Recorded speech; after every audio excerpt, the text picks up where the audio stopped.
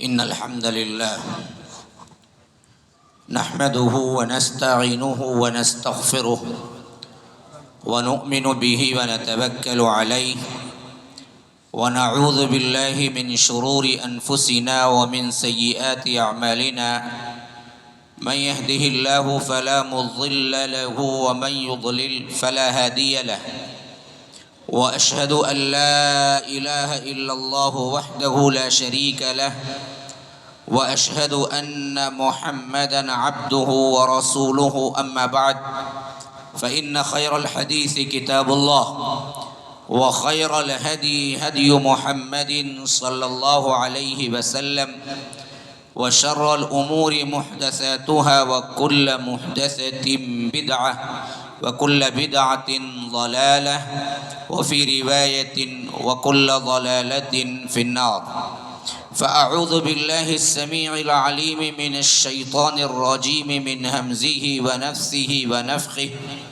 قل هل ننبئكم بالأخسرين أعمالا الذين ضل سعيهم في الحياة الدنيا وهم يحسبون أنهم يحسنون صنعا أولئك الذين كفروا بآيات ربهم ولقائه فحبطت أعمالهم فلا نقيم لهم يوم القيامة وزنا وقال تعالى عاملة ناصبة تصلى نارا حامية اللهم أرنا الحق حقا وارزقنا اتباعه وأرنا الباطل باطلا وارزقنا اجتنابه اللهم علمنا ما ينفعنا وانفعنا بما علمتنا وارزقنا علما رب اشرح لي صدري ويسر لي أمري واحلل عقدة من لساني يفقه قولي اس اللہ کے نام سے ابتدا جس کے ناموں کی کوئی انتہا ہی نہیں ولو ان ما فی الارض من شجرۃ اقلام والبحر یمدہ من بعدہ سبعۃ ابحر ما نفدت کلمات اللہ اس ذات اقدس پر کروڑوں درود و سلام ہو جو تمام جہانوں کے لیے رحمت للعالمین بن کے آئے تھے اللہم صلی علی محمد وعلى آل محمد كما صليت على إبراهيم وعلى آل إبراهيم إنك حميد مجيد وبارك على محمد وعلى آل محمد كما باركت على إبراهيم وعلى آل إبراهيم إنك حميد مجيد برادران اسلام واجب الاحترام بزرگوں دوستوں عزیز ساتھیوں لائق احترام ماؤں اور بہنوں اللہ تبارک و تعالی نے اس دین کو نازل کیا تو فرمایا کہ الیوم اکملت لکم دینکم واتممت علیکم نعمتی ورضیت لکم الاسلام دینا فرمایا کہ آج میں نے تمہارے لیے اس دین کو مکمل کر دیا الیوم اکملت لکم دینکم آج میں نے تمہارے لیے تمہارے اس دین کو مکمل کر دیا وَأَتْمَمْتُ عَلَيْكُمْ نِعْمَتِي میری نعمت تم پر تمام کر دی وَرَضِيتُ لَكُمْ اور میں راضی ہو گیا الاسلام دینا اسلام کو دین کی حیثیت سے یہ آیت اللہ کے رسول صلی اللہ علیہ وسلم پر اس وقت نازل ہوئی جب اللہ کے رسول صلی اللہ علیہ وسلم یوم عرفہ میں حجۃ الوداع کے اندر تھے اور اس وقت نازل ہوئی جب تمام صحابہ جمع ہو گئے تھے اور 1,24,000 صحابہ کے قریب مجمع تھا اور اللہ کے رسول صلی اللہ علیہ وسلم نے پڑھ کے سنایا اور بتایا کہ اللہ نے اس دین کو کامل و اکمل و اتم بنا کے نازل کیا ہے اب اس دین کے اندر شیما برابر نہ زیادتی ہوگی نہ کمی ہوگی اور ساتھ میں فرمایا کہ میں نے اپنی نعمت بھی تم پر تمام کر دی ورضیت لکم اور میں تم سے راضی بھی ہو گیا کیسے الاسلام دینا اسلام کو قانون کی حیثیت سے اسلام کو دین کی حیثیت سے اس کے علاوہ ہر وہ کوئی مذہب ہر وہ کوئی عبادت ہر وہ کوئی ایکشن ہر وہ کوئی رسم ہر وہ کوئی چیز جو تم اللہ تبارک و تعالی کی محبت میں یا اللہ کو راضی کرنے کے لیے کرو گے اللہ کے ہاں قابل قبول نہیں۔ فرمایا اسی واسطے سورہ آل عمران میں وَمَن يَبْتَغِ غَيْرَ الْإِسْلَامِ دِينًا فَلَن يُقْبَلَ مِنْهُ، جو کوئی اسلام کے علاوہ کوئی اور دین کے لیے کوشش کرے گا، کوئی اور منہج کے لیے کوشش کرے گا، کوئی اور عبادت میں کام کرے گا، اللہ تبارک و تعالی اسے قبول کرنے والا نہیں ہے۔ قیامت تک کے لیے ایک ہی دین ہے جو کامل و اکمل و اتم بنا کے رب العالمین نے نازل کر دیا، اور وہ دین ہے ان الدین عند اللہ الاسلام۔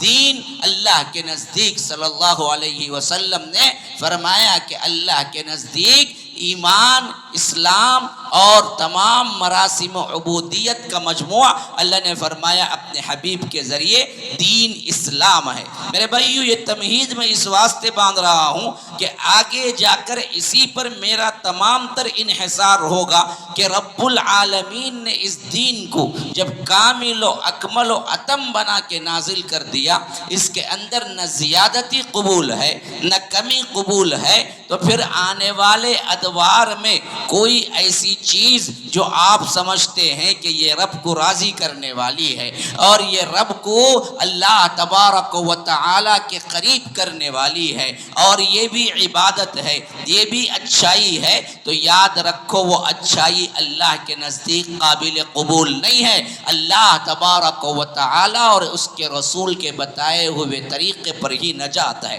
اگر اس اصولی طور پر اس بات کو ہم جان لیں تو یاد رکھیے پھر تو ہمیں کبھی مغالطہ نہیں ہوگا، کبھی ہم بدعات و خرافات کی طرف نہیں جائیں گے۔ لیکن مسئلہ کیا ہے کہ ہم نے سمجھ لیا کہ بدعتیں وہ چیزیں ہیں جو برائی میں ہوتی ہیں اور جو اچھائی میں ہوتی ہیں یہ بھی تو بہت اچھی چیز ہے نا جی، یہ بھی تو کیا ہے ہم نے بہت نیک کام کیا ہے نا، اس میں کیا غلطی ہے؟ اسی واسطے علماء سو، برے علماء، ان کو شیطان نے سجھایا کہ تم اس کی تقسیم ہی الگ کر دو۔ کیسے؟ ایک کیٹیگری کر دو بدعت حسنہ، یہ تو بہت جائز چیز ہے جی، اور دوسری کیٹیگری کیا ہے؟ بدعت سیئہ، بری بدعت، اچھی بدعت۔ ارے واہ، اچھی بدعت بھی کوئی ہوتی ہے؟ سوال پوچھو اللہ کے رسول صلی اللہ علیہ وسلم کے دربار میں، سوال پوچھو قرآن کے سامنے، سوال پوچھو اللہ اور اس کے رسول صلی اللہ علیہ وسلم کی عدالت میں کہ کوئی اچھی بدعت بھی ہوتی ہے؟ فرمایا کہ کل بدعت ضلالہ، ہر بدعت گمراہی ہے، اچھی بری کی کوئی تقسیم ہی نہیں ہے۔ یہ تمہارے اپنے منمانے طور پر تم نے تقسیمات کر لی ہیں، اچھائی برائی نہیں ہے، ہر بدعت برائی ہے، ہر بدعت گمراہی ہے، کل ضلالۃ فی النار، اور ہر بدعت جہنم کی طرف لے جانے والی ہے۔ پھر تو ایک اور مغالطہ ہوتا ہے، وہ مغالطہ کیا ہے؟ ارے بھائی جب نئی چیز بدعت ہے اور اچھی بری میں تقسیم نہیں کریں گے، پھر تو آپ دیکھیے اللہ کے رسول صلی اللہ علیہ وسلم کے زمانے میں مائک تھا کیا جس سے آپ خطبہ دے رہے ہیں؟ اللہ کے رسول صلی اللہ علیہ وسلم نے فین تھا، لائٹ تھی، اے سی تھی، یہ سب چیزیں تو نہیں آئی ہیں اور آپ نے استعمال کیا ہے۔ اب تو کیا ہے، آپ پھنس گئے۔ تو اس واسطے ہی کہتے ہیں کہ اچھی بدعت بھی ہے، بری بدعت بھی ہے۔ اچھی بدعت کو کوئی مسئلہ نہیں، بری بدعت نہیں کرنی چاہیے۔ تو ہمارے ذہنوں میں بھی بات بیٹھ جاتی ہے، ارے واہ کیا دلیل لایا ہے بھائی، اس نے بھی بہترین بات کہی ہے، یہ تو ماننا پڑے گا۔ نہ نہ نہ، یہ مغالطہ ہے، یہ جہالت ہے، یہ دراصل شیطان نے ان کو سجایا ہے۔ اصل میں بدعت کا معنی کیا ہے، اگر اس کے بارے میں ہم اس کی تعریف سمجھ لیں تو یاد رکھو پھر یہ مغالطہ نہیں چلے گا۔ ہم نے یہ نہیں کہا کہ دنیاوی اعتبار سے یا عادات کے اعتبار سے کوئی نئی چیز بدعت ہے، بلکہ دین کے اعتبار سے اس میں نئی چیز نکالنا یہ بدعت ہے۔ جیسا کہ اما عائشہ راوی ہیں، فرماتی ہیں کہ اللہ کے رسول صلی اللہ علیہ وسلم نے فرمایا، بخاری کی روایت ہے، من احدث فی امرنا ھذا ما لیس منہ فہو رد۔ دیکھو ہمارے اس امر میں، دین میں، یاد رکھ لیجئے اچھی طرح، دنیا میں نہیں، اے سی نہیں، رکھ لو، 10 ایسیاں رکھ لو، فین نہیں تھا 100 فین رکھ لو، مائک نہیں تھا اچھی بہترین ساؤنڈ سسٹم بنا لو. اس میں کوئی بدعت کا کام ہے ہی نہیں. بدعت کسے کہتے ہیں؟ بدعت اس کو کہتے ہیں اللہ کے رسول صلی اللہ علیہ وسلم نے جو دین دیا اس دین کے اندر وہ چیز ایجاد کر دینا جو اللہ کے رسول صلی اللہ علیہ وسلم نے نہیں بتایا اور بعد میں کسی نے بتایا یا کسی نے ایجاد کیا، اس کو دین سمجھ لینا. کوئی بھی مائک میں بات کرنا دین نہیں بولے گا، فین لائٹ رکھنا دین نہیں بولے گا. اصل میں یہ سب چیزیں دنیاوی اعتبار سے، عادات کے اعتبار سے، وہ زمانے میں گھوڑا سواری تھی، اس زمانے میں بائک ہے، اس زمانے میں کار ہے، اس زمانے میں ہوائی جہاز ہے، اس زمانے میں ٹرین ہے، بسس ہیں، ہزاروں لاکھوں چیزیں ہیں اور یہ چیزیں اور آگے بڑھتی جائیں گی. آپ استعمال کیجئے، اس میں کوئی قدغن نہیں ہے، اس میں کوئی رکاوٹ نہیں ہے، اس میں کوئی حرج نہیں ہے. اصل معاملہ کیا ہے؟ دین کے اندر اللہ کے رسول صلی اللہ علیہ وسلم نے جو بتا دیا، جو ٹائم بتا دیا، جو وقت بتا دیا، جو حالت بتا دی، جو کیفیت بتا دی، اس کے اندر نہ اضافہ ہوگا، اس کے اندر کمی ہوگی. کوئی بندہ کہتا ہے ارے یہ کیا بھائی تم رکوع کرتے ہو بالکل آدھا اور رکھتے ہو گھٹنے پر ہاتھ، میں ایسا کرتا ہوں بالکل اور جھک کے سیدھے کیا ہے پنجوں کو پکڑ لیتا ہوں، رکوع اور اچھا ہوگا. میں پوچھتا ہوں ہوگا رکوع؟ نہیں ہوگا. کیوں جی نہیں ہوا؟ اچھا کیا نا. ہم تو آدھا جھکتے ہیں رکوع میں، وہ تو پورا جھک گیا. ہم تو گھٹنے پہ ہاتھ رکھتے ہیں، ہم اٹھا کے کیا کریں ہیں وہ پنجے پہ ہاتھ رکھ لیا. لیکن آپ کہیں گے نہیں ہوگا. کیوں نہیں ہوگا بھائی؟ اللہ کے رسول صلی اللہ علیہ وسلم نے نہیں بتایا، مسئلہ ختم. کوئی کہتا ہے کہ عجیب بات ہے بھائی تمہاری، بالکل روشنی ہے، دن کا ماحول ہے، ایسے وقت میں ہم آتے ہیں تو 4 رکعت ظہر کی نماز ادا کرتے ہیں، لیکن صبح سویرے اٹھتے ہیں اور بڑی مشکل، ٹھنڈ کا موسم ہے، پھر بھی آتے ہیں وضو کرتے ہیں بہت مشکل سے اور پھر اس کے بعد آتے ہیں یہ تمام مشکلات جھیل کر نیند سے بیدار ہو کر، لیکن آ کے کرنا کیا ہے؟ فرض 2 رکعت ہی ہے. عجیب بات ہے، مجھے سمجھ نہیں آتی. میں ایک کام کرتا ہوں، آج سے فجر 4 رکعت پڑھتا ہوں. قبول ہوگی؟ نہیں ہوگی. کیوں؟ غلطی کیا کیا اس نے؟ 2 رکعت زائد کی، 2 سورہ فاتحہ زائد پڑھا، 2 رکوع زائد پڑھا، 4 سجدے زائد کیے، لیکن قبول ہے؟ قبول نہیں ہے. وجہ کیا ہے؟ اللہ کے رسول صلی اللہ علیہ وسلم نے ایسے نہیں بتایا. مسئلہ ہی ختم. دین کے اندر جو چیز جیسے بتائی گئی ہے ویسے ہی قبول ہے، اس کے علاوہ تمہاری منمانی نہیں چل سکتی، خواہ وہ تمہیں کتنی ہی اچھی نیت سے آپ نے کیا ہو اور اس کی نیت بڑی پاک صاف ہے. وہ کہتا ہے کہ میں اللہ کی رضا کے لیے باقاعدہ اللہ کی محبت میں فجر کی 2 نہیں 4 رکعت پڑھتا ہوں. اللہ کی محبت اور رضا میں تو اللہ قبول کرے گا نا؟ ضرور نہیں قبول کرے گا. تم نے اچھا ہی کام کیا. یہی بات سمجھنا ہے ہر معاملے میں. اس سے بھی میں آسان ترین الفاظ میں آپ کو بتاؤں بدعت کیا چیز ہے. بدعت وہ سب کچھ ہے جو اللہ کے رسول صلی اللہ علیہ وسلم اپنے زمانے میں کر سکتے تھے نہیں کیے. اچھی طرح سمجھ لیجئے بدعت کیا ہے. بدعت ہر وہ چیز ہے جو اللہ کے رسول صلی اللہ علیہ وسلم اپنے زمانے میں کر سکتے تھے لیکن کیے نہیں، اور بعد میں آنے والوں نے کیا کیا؟ یہ چیز اچھی ہوگی ایجاد کیا اور اس کا ثواب مقرر کیا. یہ تمام چیزیں بدعت ہیں، خواہ وہ کچھ بھی ہو جائے. بعض مسجدوں میں آپ نے دیکھا ہوگا نماز فجر کے بعد بالکل بلند آواز میں کوئی کہتا ہے، امام صاحب کہتے ہیں افضل الذکر، پھر اس کے بعد سب مل کے لا الہ الا اللہ. کتنے بار بھائی؟ 11 مرتبہ ذکر کرنا. اللہ کی قسم کھا کے کہتا ہوں، دوبارہ اور سہبارہ اللہ کی قسم کھا کے کہتا ہوں، افضل الذکر لا الہ الا اللہ ہونے میں کوئی شک نہیں. ذکر کا سب سے بلند ترین اگر آپ دیکھیں تسبیح کے اعتبار سے لا الہ الا اللہ ہے. اتنا بھاری ہے، ایک پلڑے میں کائنات کو رکھ دیا جائے اور ایک پلڑے میں صرف لا الہ الا اللہ کو رکھ دیا جائے تو اللہ کے رسول صلی اللہ علیہ وسلم نے فرمایا لا الہ الا اللہ کا پلڑا جھک جائے گا۔ لا الہ الا اللہ اتنا وزنی ہے، کائنات پوری کی پوری ایک پلڑے میں، زمین ایک پلڑے میں، آسمان ایک پلڑے میں، تارے چاند سیارے ایک پلڑے میں، پھر ایک طرف صرف لا الہ الا اللہ، تو لا الہ الا اللہ کا پلڑا بھاری ہو جائے گا۔ یہ بات بالکل صحیح ہے کہ افضل الذکر لا الہ الا اللہ ہے، لیکن اسی کے ساتھ یہ بات بالکل غلط ہے کہ نماز فجر کے بعد بلند آواز سے لا الہ الا اللہ لا الہ الا اللہ کہنا بدعت ہے۔ کیوں بدعت ہے جی؟ اللہ کے رسول صلی اللہ علیہ وسلم نے کیا ہے؟ نہیں کیا ہے؟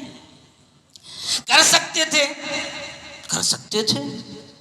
اللہ کے رسول نماز فجر کے بعد صحابہ کو نہیں کہہ سکتے تھے کہ 11 مرتبہ لا الہ الا اللہ کہو، کر سکتے تھے، لیکن کیا نہیں کیا۔ پھر تم نے کیوں کیا؟ اب دو ہی باتیں ہیں، یا تو تم یہ سمجھا رہے ہو کہ اللہ کے رسول صلی اللہ علیہ وسلم نے دین کو چھپایا، تو یاد رکھو اس سے بڑا الزام کوئی نہیں ہے، نبوت پہ حرف انسان کافر ہو جائے گا۔ یا تم یہ سمجھتے ہو کہ اللہ کے رسول صلی اللہ علیہ وسلم کو معلوم نہیں تھا دین کی بات اور ہم کو معلوم ہو گئی تو وہ اس سے بڑا کفر ہے، انسان دائرہ اسلام سے خارج ہو جائے گا۔ دونوں باتیں، اگر وہ کہتا ہے کہ اللہ کے رسول صلی اللہ علیہ وسلم کو معلوم تھا ہم کو نہیں بتایا، تو یاد رکھو یہ اللہ کے رسول صلی اللہ علیہ وسلم کی نبوت پہ حرف ہے، کافر ہو جائے گا۔ اگر وہ یہ کہتا ہے کہ اللہ کے رسول صلی اللہ علیہ وسلم کو معلوم نہیں تھا ہم کو معلوم ہوا یہ نیکی بہت بڑی نیکی ہے، تو یاد رکھو پھر تو اس نے اللہ کے رسول صلی اللہ علیہ وسلم کو کامل و اکمل و اتم دین لانے والا نہیں سمجھا، تو اس حیثیت سے بھی گیا اور کافر بن گیا۔ یاد رکھو یہ چیز اگر ذہن میں آپ کے بیٹھ جائے، اچھی طرح بیٹھ جائے کہ بدعت کیا ہے، دنیاوی اعتبار سے نئی چیزوں کا استعمال نہیں ہے، بلکہ دین کے اندر ہر وہ کام جو اللہ کے رسول صلی اللہ علیہ وسلم کر سکتے تھے اور نہیں کیا اور بعد میں کسی نے کیا، تو یاد رکھو پھر وہ لاکھ خشوع و خضوع کے ساتھ، لاکھ ایمانداری کے ساتھ، لاکھ اخلاص کے ساتھ وہ کرے اور نیت اس کی سب سے اچھی ہو، اللہ کے ہاں قابل قبول نہیں۔ یہ تمہید اگر آپ سمجھ لیے تو اب میں آگے کی بات جو کہوں گا بڑی آسانی سے بات سمجھ آئے گی۔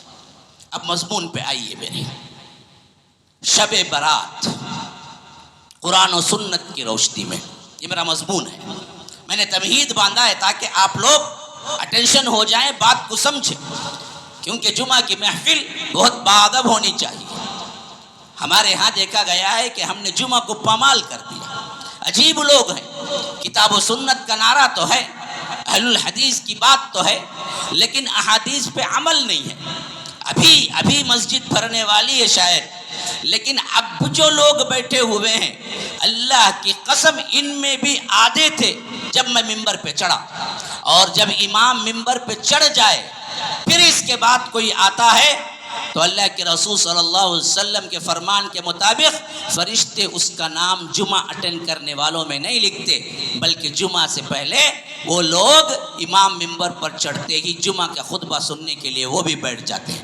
اللہ کی قسم کھا کے کہتا ہوں میرے بھائیوں، یہ درد دل ہے جو میں شیئر کر رہا ہوں، طنز نہیں ہے، اپنے اوپر طنز نہ لیں، اپنے اوپر یہ ایسی بات نہ سمجھے کہ میں نے کیا ہے آپ کو بس زبانی یا آ کر غلط لفظ کہا ہے۔ اللہ کی قسم وہ شخص بے وقوف ہے، بے وقوف ہے، بے وقوف ہے جو امام کے ممبر پر چڑھنے کے بعد آتا ہے۔ کیوں؟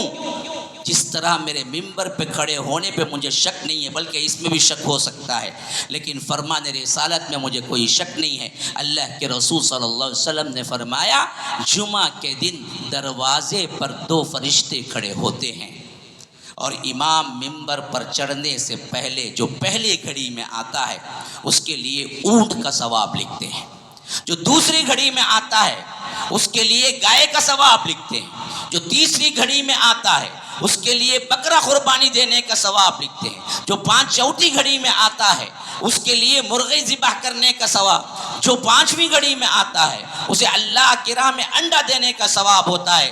یہاں تک کہ امام ممبر پہ چڑھ جاتا ہے تو فرشتے اپنے دفتر بھی بند کر لیتے ہیں اور خطبہ سننے کے لیے بیٹھ جاتے ہیں۔ پھر اس کے بعد اس کی رجسٹری نہیں ہوتی اور اسے اس کا کوئی ثواب نہیں ملتا۔ اور یاد رکھو وہ آیا تو ہے، فقہ کے اعتبار سے اس کی جمعہ تو ادا کی ہے لیکن تکمیل جمعہ نہیں ہوئی، نام تو اس کی رجسٹری میں نہیں آیا۔ کیا چاہتا ہے 10 منٹ پہلے آ جاؤ؟ میں پوچھتا ہوں آپ کا کون سا ملٹی ملینر کا بہت بڑا کیا ہے، ملینز بلینز کا بزنس ہے کہ آپ 10-15 منٹ پہلے نہ آئیں گے تو آپ کے کروڑوں کا نقصان ہو جائے گا۔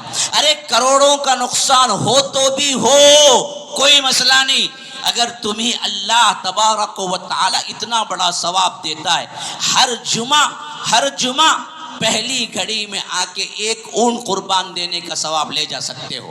ہر جمعہ کون ہے وہ بندہ جو کہے کہ مجھے ضرورت نہیں ہے؟ آج اونٹ کی قربانی چاہے تو بھی ہندوستان میں نہیں کر سکتے، پہلے اگر کر سکتے ہیں، موقع مل بھی جائے تو 1 لاکھ کے قریب اس کا خرچ آئے گا۔ صرف تم 10 منٹ 15 منٹ آدھا گھنٹہ پہلے آ جاؤ۔ پہلی گھڑی اس وقت ہوتی ہے جب مسجد میں ابھی کوئی داخل نہیں ہوتا ہے، آپ پہلے آئے، تحیۃ المسجد 2 رکعت پڑھی، پھر نماز کے لیے کھڑے ہو گئے، نماز کے لیے تحیۃ المسجد پڑھ کے بیٹھ گئے ذکر اذکار میں، یہاں تک کہ امام ممبر پر چڑھنے پہ آئے تو اللہ کی قسم اسے اونٹ کا ثواب ہے، اونٹ کا ثواب ہے۔ لیکن ہم کہتے ہیں نہیں، اللہ تبارک و تعالی فرماتا ہے اذا نودی للصلاۃ من یوم الجمعہ فاسعوا الی ذکر اللہ، دوڑو اللہ کی طرف۔ ہم کہتے ہیں کہ نہیں جی، ہم کو ابھی نہانے جانا ہے، ابھی ہمارے لیے بزنس ہے، ابھی تھوڑی دیر میں دکان بند کر دوں گا۔ یاد رکھو اللہ نے ہم پہ رحم کیا، 1 گھڑی حرام کیا بزنس کو، فرمایا کہ جیسے ہی اذان دے دی جائے فوری طور پر سب کچھ چھوڑو، وذروا البیع، تجارت کو چھوڑو، بھاگو۔ لیکن یہودیوں کو اللہ نے پورا دن دیا تھا، پورا دن عبادت کا، کچھ نہ کرنا، کوئی بزنس نہیں، کوئی تجارت نہیں، پورا دن ہفتے کا عبادت کے لیے مختص کرنا۔ اور ان بدبختوں نے کیا کیا پتہ ہے؟ اس کو پامال کر دیا۔ یہ عبادت کے دن میں ہیلے بہانے کرنے لگے، یہ عبادت کے دن میں تجارتیں کرنے لگے، یا عبادت کے دن میں اس کے لیے مخصوص نہیں کیا۔ اللہ نے پتہ ہے کون سا عذاب دیا؟ ڈر جانا چاہیے کہ کہیں اللہ ہم سے ناراض ہو کر جمعہ میں لیٹ آنے والوں پر بھی یہ عذاب کہیں اتار نہ دے۔ بس اللہ کے رسول صلی اللہ علیہ وسلم کی دعائیں ہیں جس واسطے ہم رکے ہوئے ہیں، ورنہ تو عذاب الہی ہم کو بھی پکڑ لیتا۔ اللہ کہتا ہے کہ وَلَقَدْ عَلِمْتُمُ الَّذِينَ اعْتَدَوْا مِنْكُمْ فِي السَّبْتِ فَقُلْنَا لَهُمْ كُونُوا قِرَدَةً خَاسِئِينَ۔ تم کو معلوم ہے سبت والوں نے سبت کا قانون توڑا۔ سبت کہتے ہیں ہفتے کو، ہفتے کا پورا دن عبادت کا تھا، لیکن اس عبادت کے مرحلے میں انہوں نے قانون کو توڑ دیا، پورا دن اللہ کی عبادت میں نہیں دیا۔ تو ہم نے کیا کیا پتہ ہے؟ فرمایا کہ کونوا قرادۃ خاسئین، ہم نے کہا کہ ذلیل و خوار ہو کے بندر بن جاؤ، فزیکلی بندر بنا دیا۔ ہاں فزیکل، امام ابن کثیر رحمہ اللہ کہتے ہیں کہ پوری بستی اچانک بندر بن گئی، صورت پوری بندر کی، اور وہ لوگ 3 دن سے زیادہ جی بھی نہیں پائے، بلکہ ایک ایک کر کے مرتے چلے گئے۔ سزا کس واسطے ہوئی؟ اللہ نے جو عبادت کا دن دیا تھا اس عبادت میں قانون کو توڑا، عبادت نہیں کی، بزنس کیا۔ یہی حال ہمارا، اللہ نے ہم پہ رحم کیا، پورا جمعے کا دن ہم کو نہیں دیا بلکہ 1 گھڑی دیا، صرف 1 گھڑی۔ جب اذان ہو جائے اس کے بعد سے صلاۃ ختم ہونے تک، فَإِذَا قُضِيَتِ الصَّلَاةُ فَانْتَشِرُوا فِي الْأَرْضِ، نماز کے بعد تم زمین میں پھیل جاؤ، وَابْتَغُوا مِن فَضْلِ اللَّهِ، اللہ کا فضل تلاش کرو، بزنس کرو، کوئی مسئلہ نہیں، بس یہ 1 گھڑی اللہ کے لیے دو، اس معاملے میں کوئی تجارت نہ کرو۔ اللہ تبارک و تعالی کی طرف اذان پکار لگائی جائے تو دوڑو بھاگو آ جاؤ۔ اگر ہم اس 1 گھڑی بھی مینٹین نہیں کریں گے، یاد رکھو پھر رب کا غضب ہم پہ نازل ہوا تو ہو سکتا ہے اللہ تبارک و تعالی ہمارے چہروں کو بھی بندر بنا دے۔ کتنی بڑی وعید ہے ایک گھڑی ہم نہیں آ سکتے، پہلے 10 منٹ پہلے نہیں آ سکتے ہم. ہاں ہمارے بھی اصل چہرے بندر بن جائیں تو کیا ہوگا. اور میں کہتا ہوں کہ ہاں تصویر اور صورت کے لحاظ سے اللہ نے بندر نہیں بنایا، لیکن کتنے ہیں جو دل کے بندر ہی ہیں آج. ہاں دل مچلتا ہے گانوں میں، میوزک میں، ہاں ناچتا ہے، لیکن مسجد میں ہول ہوتا ہے اس کو بھاگو بھاگو کہتا ہے. مسجد میں داخل ہو کب ختم کریں گے بھائی؟ کئی کو امام صاحب اتنی لمبی نماز پڑھا دلے، کیا دوسرے کام نہیں کیا ہم نا؟ یہ سب باتیں کر. مسجد میں آؤ تو دل بولتا ہے بھاگو، تھیٹر میں جاؤ گھنٹے لگ جائیں، موویز دیکھو گھنٹے لگ جائیں، میوزک سنو گھنٹے لگ جائیں، یہ واٹس اپ دیکھو، فیس بک دیکھو، انسٹاگرام دیکھو، گھنٹے لگ جائیں، پتہ ہی نہیں ہوتا ہے. تو کئیوں کے دل آج بھی بندر ہی بنے ہوئے ہیں، اصل بندر ہی کی چالیں ہیں، لیکن اصل انسان نما بندر بنے ہوئے ہیں. اللہ نے دل غافل کر دیا، اور ایسے غافل کر دیا کہ ذکر الہی سے تمہارے اعتبار میں خوش دلی اور خوش الہانی اور ذکر الہی سے تمہارے اندر دل میں فرحت نہیں آتی ہے، بلکہ ذکر الہی سے تمہارے اندر تناؤ کی کیفیت ہوتی ہے، بھاگو بھاگو کی کیفیت ہوتی ہے. اللہ تبارک و تعالی کی طرف سے یہ بھی بہت بڑا عذاب ہے میرے دوستو، جس کے دل مسجد میں نہیں لگتے ہیں، گویا کہ اللہ کا عذاب اس پہ اتر چکا ہے. جو اللہ کے بندے ہوتے ہیں ان کے دل مسجد میں معلق ہوتے ہیں. ہاں وَرَجُلٌ قَلْبُهُ مُعَلَّقٌ بِالْمَسَاجِدِ، فرمایا اللہ کے رسول صلی اللہ علیہ وسلم نے، سبعۃ یظلھم اللہ فی ظلہ یوم لا ظل الا ظلہ. 7 صفات والے بندے وہ ہیں، اللہ تبارک و تعالی انہیں حشر کے میدان میں عرش کے سائے میں جگہ دے گا جبکہ کوئی سایہ نہیں ہوگا.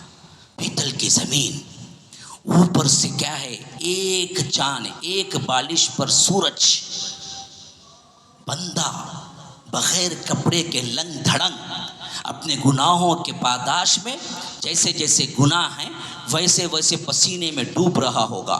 کوئی ٹخنے تک، کوئی گھٹنے تک، کوئی کمر تک، کوئی کندھے تک، کوئی کان کے لو تک، کوئی پورے سر تک اپنے ہی پسینے میں پریشان، اندر سے زمین کھول رہی ہوگی، اوپر سے سورج بالکل تیز ہوگا. ایسے موقع پر اللہ تبارک و تعالی اپنے خاص بندوں کو اپنے عرش کے سائے میں جگہ دے گا. اللہ کے رسول کہتے ہیں کہ اس دن اور کوئی سایہ دنیا میں نہیں ہوگا. سبعۃ یظلھم اللہ فی ظلہ یوم لا ظل الا ظلہ، کوئی سایہ نہیں ہوگا سوائے عرش کا سایہ ہوگا. اس میں اللہ تعالیٰ مخصوص بندوں کو بلا کے کہے گا اے میرے بندو آؤ تمہارے لیے یہاں سایہ ہے، تمہارے لیے کوئی پریشانی نہیں ہے. ان میں سے کون ایک ہے معلوم ہے؟ ان 7 صفات والے بندوں میں سے ایک وہ بندہ بھی ہے وَرَجُلٌ قَلْبُهُ مُعَلَّقٌ فِي الْمَسَاجِدِ، کہ فرمایا کہ وہ اشخاص، وہ لوگ جن کے دل مسجد میں اٹکے ہوئے ہوں گے. ہاں نماز جمعہ نہیں ہوئی، نکلتے وقت خیال آئے گا عصر کو آنا ہے مجھے. کب آنا ہے؟ کب اذان ہوگی؟ ابھی کتنے منٹ ہیں؟ دیکھتا رہے گا، دیکھتا رہے. یہ نہیں کہے گا اذان ہو گئی ابھی صلات ہوں گی جی، صلات ہو گئی. ارے جان گے بھائی کیا جلدی ہے، 5 منٹ ابھی ہے. صلات ایک بدعت ایجاد کر لیے، اب اس کی بھی کیا ہے، لوگ سہارا لے کے کہتے ہیں ابھی کیا جلدی ہے. پھر اس کے بعد ایسے وقت میں آتا ہے جب امام باقاعدہ تکبیر تحریمہ کہہ چکا ہوتا ہے. یہ نہیں ہوگا. وہ بندے کیسے ہوں گے؟ ہر وقت دل لگا ہوا ہوگا مسجد میں، جاؤں جاؤں، نکلنا پڑے بھی تو پھر آنے کا خیال. آج ہماری حالت کیا ہو گئی ہے دیکھو، جمعہ کی ایک گھڑی پورے ہفتے میں 1 گھنٹے کا بیان بھی نہیں ہوتا. بیان کو بھی کیا ہے پہلے سے حد بندی لگاتے ہیں 40 منٹس بولنا. ہمارے یہاں نہیں، مول صاحب آدھا گھنٹہ مول صاحب. لوگوں پورے بزیسٹ میں گویا کہ کیا 5 منٹ پہلے نہیں جائیں گے کروڑوں کا بزنس برباد ہو جائے گا. ارے کروڑوں کا بزنس کرنے والا بھی اس دربار میں آئے تو فقیر ہے، فقیر ہے اللہ کے سامنے. انتم الفقراء، تم سب فقیر ہو، اللہ هو الغنی، اللہ ہی غنی ہے. غنی کے پاس آنے سے کتراتے ہو؟ پیسے والے کے پاس جانے سے کون کتراتا ہے؟ بھاگتا ہے نا، کچھ ملے گا. شہنشاہوں کا شہنشاہ اپنے دربار میں بلاتا ہے تو تم کہتے ہو مجھے جلدی جانا ہے، واپس جانا ہے۔ یاد رکھو یہی روش ہے جو ہم کو برباد کر کے رکھ دیا ہے۔ قرآن و سنت کو ماننے کا دعویٰ کرنے کے باوجود بھی نہ ماننا، یہ اللہ کے عذاب میں سے ایک عذاب ہے۔ یاد رکھو ہمارے دل سخت ہو گئے، قرآن بولو حدیث بولو، ہمیں عمل کرنے کا جذبہ آتا ہی نہیں۔ ہم کہتے ہیں کہ سب سن لیے مول صاحب، آپ کیا بولیں گے، آپ اپنی بولو ہم اپنی کریں گے، بس ایک کان سے سنو ایک کان سے چھوڑو۔ ارے ان کا کام ہی چیز جی خالی ڈراتے رہتے، اللہ بڑا غفور الرحیم بھائی۔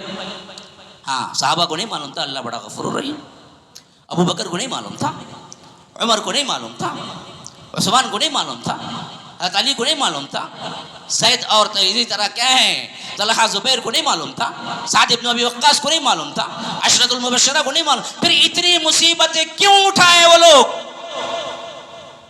یاد رکھو اس حیثیت سے اللہ بڑا غفور الرحیم ہے گناہ کرتے رہو، یہ اصل میں منافقت کی چال ہے۔ وقت سے پہلے آیا کرو میرے دوستو، اس کیفیت میں رہو کہ اللہ کی مسجد میں اصل میں ہمارے لیے سکون ہے۔ غرض کہ میں بتا رہا تھا شب معراج قرآن و سنت کی روشنی میں اس عنوان کے تحت سیدھا جواب کیا ہے؟ قرآن و سنت کی روشنی میں شب معراج کچھ ہے ہی نہیں سوائے بدعت کے۔ اصول لکھ لو، یہ اصول ہے میں جو دے رہا ہوں، تفصیل آگے آئے گی۔ شب اصل میں فارسی لفظ ہے، ہاں شب کہتے ہیں فارسی میں رات کو، فارسی عربی لفظ نہیں ہے۔ ہاں شب برات، شب برات معراج کہہ دیا، برات، شب برات قرآن و سنت کی روشنی میں اصل میں کچھ بھی نہیں ہے، کوئی ایویڈنس نہیں ہے سوائے بدعت کے۔ اور کیوں بدعت ہے؟ سیدھی بات ہے، کیوں؟ شب فارسی لفظ ہے، براعت عربی لفظ ہے، ایک فارسی ایک عربی جوڑ کے ایک لفظ بنا ہے، وہ دین کیسے جی ہوگا؟ ہاں وہ دین کیسے ہوگا؟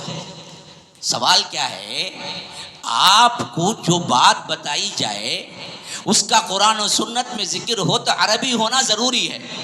نماز عربی میں صلاۃ آ گئی، پھر تو نماز کی ہے پوری اہمیت۔ زکوٰۃ عربی میں بھی زکوٰۃ، حج عربی میں بھی حج، ارکان ایمان شہادتین لا الہ الا اللہ محمد الرسول اللہ، عیدین، سب عربی لفظ۔ یہ لفظ جو بنا ہے وہ بنا ہی دو ٹکڑوں سے، ایک فارسی ایک عربی، عارضی کہاں سے آ گئی عربی کے اندر؟ یہ لفظ ہی بتا رہا ہے کہ شب برات نام کی کوئی چیز ہوتی ہی نہیں، اگر ہوتی تو یہ لیلۃ البراء کے لفظ سے آتا، ایسی کوئی لفظ قرآن و سنت میں ایسا لفظ ہی نہیں ہے لیلۃ البراء کے نام سے۔ شب کہتے ہیں فارسی میں رات کو، براعت کہتے ہیں بیزاری کو۔ اگر معنی تب بھی کر لیا جائے تو بھی غلط ہوتا ہے۔ شب برات کا معنی ہے بیزاری کی رات، ہاں براعت کہتے ہیں عربی میں بیزاری کو، اسی سے سورہ توبہ شروع ہوتی ہے، براءۃ من اللہ ورسولہ، اللہ بیزار ہے ان لوگوں سے اور اس کے رسول بیزار ہے ان لوگوں سے جنہوں نے کیا کیا تھا، اللہ کے اس دین کو ماننے سے انکار کیا تھا۔ براء کہتے ہیں اصل میں بیزاری کو۔ اب یہاں پر بیزاری کی رات سے مطلب کیا ہے؟ اب ایک مطلب انہوں نے خود بنا لیا، جو مناتے ہیں نا جی ہم نہیں مناتے ہیں، کیوں منائیں گے تو پھر تو کیا بدعت ہوگی، کیوں؟ اس واسطے کہ اللہ کے رسول صلی اللہ علیہ وسلم نے اس کو نہیں منایا۔ اب پہلا میں نے اصول جو بیان کیا نا اس اصول کے تحت بات کر لیجیے۔ کیا اللہ کے رسول صلی اللہ علیہ وسلم کے دور مبارک میں 15 شعبان آیا؟ قبرستان تھا، مسجد تھی، کیا اللہ کے رسول صلی اللہ علیہ وسلم نے منایا؟ قبرستان کو چراغاں کیا، صحابہ کو دعوت دی آؤ جائیں گے قبرستان کو، رات میں نماز پڑھی، 100 رکعت کی نماز جو تم بنا لیے ہو، کیا اللہ کے رسول صلی اللہ علیہ وسلم نے پڑھی؟ اچھا بھائی مکی دور میں بڑا ہی کیا ہے، قسم و پرسی کا زمانہ تھا، مسجد نہیں بنی تھی، اس واسطے 13 سال نہیں پڑھا، چلو مان لیا۔ لیکن مدنی دور میں تو مسجد نبوی بن گئی 1 ہجری کے اندر، پھر 2 ہجری 15 شعبان گزرا، 3 ہجری 15 شعبان گزرا، 4 ہجری 15 شعبان گزرا، 5 ہجری 15 شعبان گزرا، 6 ہجری 15 شعبان گزرا، 7 ہجری 15 شعبان گزرا، 8 ہجری 15 شعبان گزرا، حتیٰ کہ 8 میں تو مکہ بھی فتح ہو گیا، پورا حجاز آ گیا اللہ کے رسول صلی اللہ علیہ وسلم کے ماتحتی میں، پوری حکومت چھا گئی۔ 20 رمضان المبارک 8 ہجری میں مکہ بھی فتح ہو گیا، اب تو اسلام کا ڈنکا بجنے لگا۔ پھر 9 ہجری آیا، اس کا 15 شعبان میں کم از کم کیا کہ دیکھو بھائی اب تو ہم نے جو کام کے لیے آئے تھے، مکہ بھی فتح ہو گیا، مدینہ بھی فتح ہو گیا، اطراف و اکناف کے تمام قبائل بھی اسلام قبول کر لیے اور تمام جگہ اسلام کا ڈنکا بجنے لگا۔ اب تو ہم بڑے ہی خوش اخلاقی سے بہت بڑے شاندار طریقے سے چراغاں کریں گے، اور جو بقی کا قبرستان ہے اس کو ہم بھر دیں گے پورے لائٹنگ سے، پھولوں سے، اور صحابہ کو دعوت دیں گے کہ آؤ بھائی سب کے سب آ جاؤ، ہم دراصل آج قبرستان جائیں گے اور سیدھے اس کے بعد مسجد نبوی آ جاؤ، ہم 100 رکعت کی نماز پڑھ لیں گے۔ کرے ایک روایت لاؤ، ایک لفظ لاؤ، ایک لفظ، کہیں سے تاریخ کا نہیں، حدیث کا نہیں، کہیں سے بھی ایک لفظ لاؤ کہ اللہ کے رسول نے اس دن کوئی اہتمام کیا، پھر تو ہم بھی مان لیتے ہیں کہ ہاں جی اہتمام کرنا چاہیے۔ کوئی اہتمام نہیں کیا۔ 10 رمضان 10 شعبان گزرے، 10 عیدیں گزری۔ عید کے دن اللہ کے رسول نے نماز پڑھائی، عید الاضحیٰ کے دن اللہ کے رسول صلی اللہ علیہ وسلم قربانی کی، یہ تمام روایتیں شاہد ہیں۔ رمضان المبارک میں روزے رکھے، یہ تمام روایتیں شاہد ہیں۔ لیکن 15 شعبان میں کیا اللہ کے رسول نے دعوت دی نماز کے لیے، یا رات میں قیام کیا، یا صحابہ نے کیا، یا ابو بکر نے کیا؟ 3 خلافت کے سال آئے حضرت ابو بکر کی زندگی میں، کیا انہوں نے شب برات منائی؟ 15 شعبان آئے حضرت عمر کی زندگی میں، کیا انہوں نے قبرستان گئے اور وہاں پر کچھ نہ کچھ کیا اور قبروں کے لحاظ سے وہاں پر دعائیں کی، پھر آ کے 100 رکعت نفل نماز پڑھی؟ حضرت عثمان کے دور میں 12 سال آئے، 15 شعبان آئے، کیا حضرت عثمان نے کیا؟ حضرت علی کے دور خلافت میں 5 یا 4 آئے، حضرت امیر معاویہ رضی اللہ عنہ کے زمانے میں 20 سال تو 15 شعبان آئے، کسی صحابی نے نہیں کیا۔ اب تم خود ایجاد کر لو ادھر ادھر کی کیا ہے منقطع ضعیف روایتیں شامل کر کے لوگوں کو بہکاؤ کہ دیکھو بھائی اس دن تو جو ہے ایسا ہے ویسا ہے، ایسا کر لیں گے ویسا کر لیں گے، تمام گناہ معاف ہو جاتے، اور عمر قضا کرتے۔ کیا کرنا کہتے؟ پورا سال بیٹھ کے انہیں مزہ کرنا، نماز کو نہیں آنا، شب برات کے دن رات میں عمر قضا کے نام سے پورا کیلکولیٹ کر کو نمازاں پڑھ لینا، بالکل فارغ ہو گیا۔ واہ کیا شارٹ کٹ راستہ اپنا، سب میں دھوکہ کرتے کرتے دین میں بھی دھوکہ کرنا کیسے سیکھ گئے دیکھیے ہم۔ آؤ نماز پڑھو، ہر دن کے 5 پڑھو، برابر پڑھو، نہ پڑھنے والا من ترک الصلاۃ متعمدا فقد کفر، کافر ہو جاتا ہے، اتنی سخت وعید ہے۔ انہیں شارٹ کٹ نکالا، کیا شارٹ کٹ؟ اذان کان پہ مارتی ہی نہیں جاتا نکل کو، موبائل میں رہتا، ڈھکل لے کو، ڈھکلتا ڈھکلتا ڈھکلتا ڈھکلتا، خبر میں گر گیا تو بھی ڈھکلتا، ہاں خالی ڈھکلتا رہتا، نیچے کیا ویڈیو ہے، نیچے کیا ویڈیو ہے، نیچے نیچے نیچے، اسی میں پوری زندگی لگ جاتی اس کی۔